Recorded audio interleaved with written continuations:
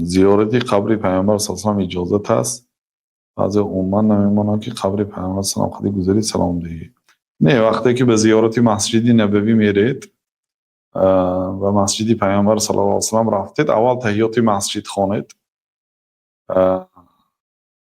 بعد به پیامبر صلی الله علیه و سلام دهید. به پیامبر صلی الله علیه و سلم سلام دادن اجازت است. فقط برای زیارت اونایی که من میکنن از همین دیارش، نه برای زیارت خانه کعبه، نه برای زیارت مسجد نبوی، بلکه به زیارتی خودی قبر اگر سفر کنه درست نیست. پیامبر صلی الله علیه و سلم میگه در دنیا برای زیارت قبر سفر کرده نمیشه. مثلا سفر کردن چی؟ از خانه تون میبرید، خیر و خوش میکنید، به سفر میبرید، یعنی مسافه 80 کیلومتر بالاتر به سفر میکنید به یک مقصد، زیارت قبر فلانی مثلا. این کار نادرست است.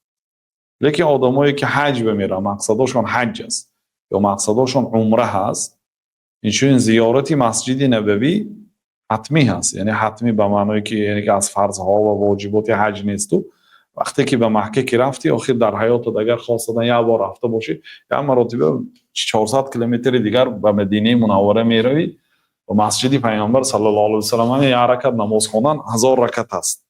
مسجد پیامبر صلی الله علیه و سلم زیارت کرده، بعد سلام، بعد 2 رکعت نماز تحیات مسجد خواندن، بعد رفته به پیامبر صلی الله علیه و سلم سلام میدید. وقتی که به نزد پیامبر صلی الله علیه و سلم میروید، دستای پیش میگیرید، یعنی که چخیل زنده باشن چخیل میکردید.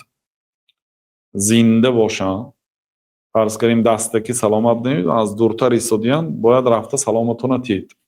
همون نوبت میستید، نوبتتون وقتی که هم دروازه دویم 3 در هست، اونجا 3 دروازه هست، همون دویمش بک میانش بک رفتیتون دستای به پیش میگیرید و با آداب ایستاده السلام علیکم و رحمت الله و برکاته یا رسول الله. این از همه کوتاهش السلام علیکم و رحمت الله و برکاته ای رسول الله. بعد از اون کمتری دیگه می جنبید و السلام علیکم و رحمت الله و برکاته یا ابوبکر. بعد از اون کمتری دیگه این طرف میسید و السلام علیکم و رحمت الله و برکاته یا عمر رضی الله عنهما و ارضاهما.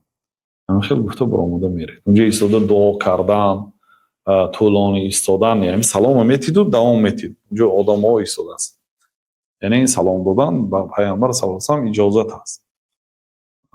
وقتی که سلام میتید، پیامبر صلی الله علیه و سلم الله تعالی روحشون رو میگردوند، جواب میگردوند، علیک میگردوند بهشون.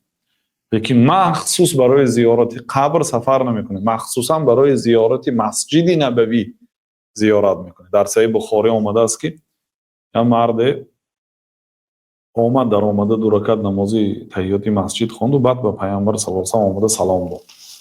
بعد پیامبر صلی الله علیه و سلم میگه ارجع فصلی فانک لم تصلی، رفته نماز خوند تو نماز نخوند. نگفتن که وقتی که وارد مسجد شدی اول من به سلام ده بعد نماز خوند، نگفتم. اول من به اومده سلام ده، اگر خطا میشد این کار میکردم.